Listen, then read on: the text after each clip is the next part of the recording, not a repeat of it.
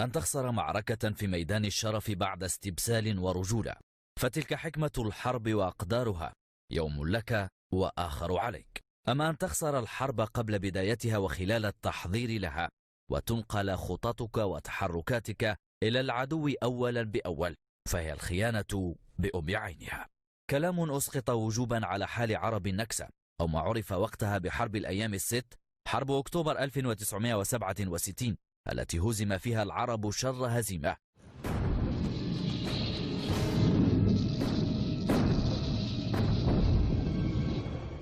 وهلل الصهاينة متلذذين بنصر لم يلقى العرب له تفسيرا، بل وجدوا أنفسهم في دوامة لم يتمكنوا من الخروج منها إلا منهزمين. فما حدث وقتها غير متوقع وغير معقول، فكل الخطط أفشلت وكل الطرق سدت، وخارت جميع القوى على الجبهات الثلاث التي فتحت إسرائيل النار عليها لتغنم بنصر تفوح منه رائحة الغدر. وبعد قرابة 50 سنة من تلك النكسة، ها هي الأمور تتضح ولو نسبيا، وها هو التاريخ يعيد كتابة أسطر جديدة في صفحاته الدامية، ليضيف إلى تلك النكسة انتكاسة جديدة للعرب كتبت بيد الرئيس الأسبق للاستخبارات الإسرائيلية شولومو غازيت، الذي أكد أن بلاده تحصلت على تسجيلات القمة العربية المنعقدة بالمغرب سنة 1965 لبحث جاهزية العرب لمحاربة الورم السرطاني في قلب الأمة، وسمعت بالتفصيل ما دار خلال تلك القمة التي شارك فيها وزراء الدفاع العرب وقادة جيوشهم وهيئات أركانهم ورؤساء أجهزتهم، بل حتى مداولاتهم الخاصة من وراء الكواليس تم نقلها أولا بأول إلى تل أبيب، حيث استمع إليها رئيس الحكومة الإسرائيلية آنذاك ليفي أشكول ورئيس الموساد ماير عيميت بعد تحليلها وترجمتها، ما مكن الصهاينة من شن هجوم على 3 جبهات بكل ثقة بعد اكتشافهم وجود خلافات حادة بين ملك الأردن الحسين بن طلال ورئيس مصر جمال عبد الناصر، اللذان تجادلا بصوت مرتفع مؤكدين بذلك لإسرائيل عدم وجود جاهزية عربية للحرب معها، سيما على الجبهة المصرية المترهلة القوام آنذاك، والجزم أكثر بأن وحدة العرب شعار ورقي زائف. وإلا كيف يستطيع العدو المشترك التصنت على اجتماع رفيع المستوى كهذا لو لم تكن الخيانة ملح تلك الجلسة؟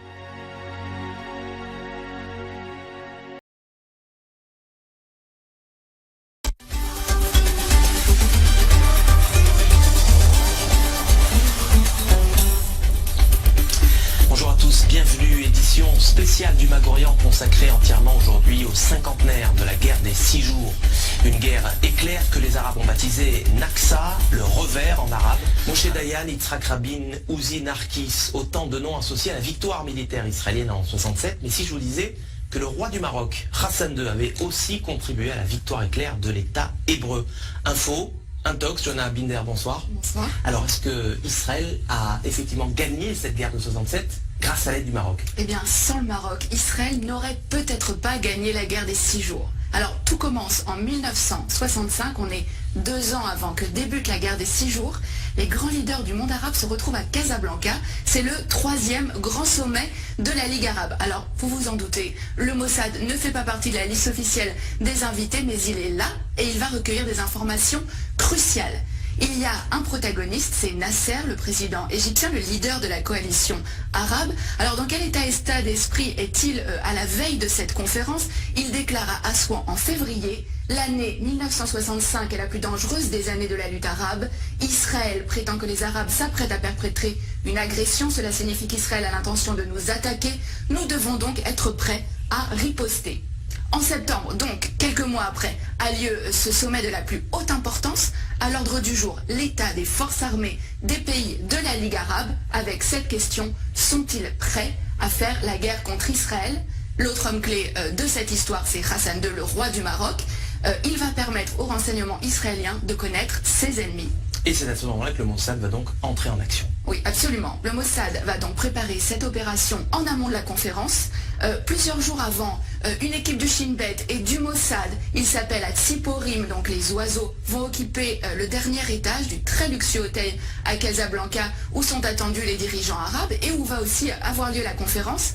Mais la veille de ce sommet, Hassan II est pris de panique et il somme les agents israéliens de quitter l'hôtel. Mais au terme de cette conférence, il va livrer aux agents israéliens l'enregistrement complet de cette conférence. Hassan II a tout enregistré en secret. Il n'a pas confiance dans les invités de la Ligue arabe. C'est à peine croyable. Mais qu'est-ce que les Israéliens vont bien pouvoir découvrir sur ces cassettes? Alors, les enregistrements vont révéler qu'il est question de créer un commandement arabe unifié pour mener les hostilités contre Israël. Et le point crucial, c'est que les rangs arabes sont profondément divisés. On va pouvoir entendre des échanges extrêmement vifs entre Hussein de Jordanie, mais aussi Nasser. Et alors, ce qui est vraiment important, c'est que les nations arabes vont vraiment révéler leurs faiblesses. Elles ne sont absolument pas préparées pour une guerre contre Israël.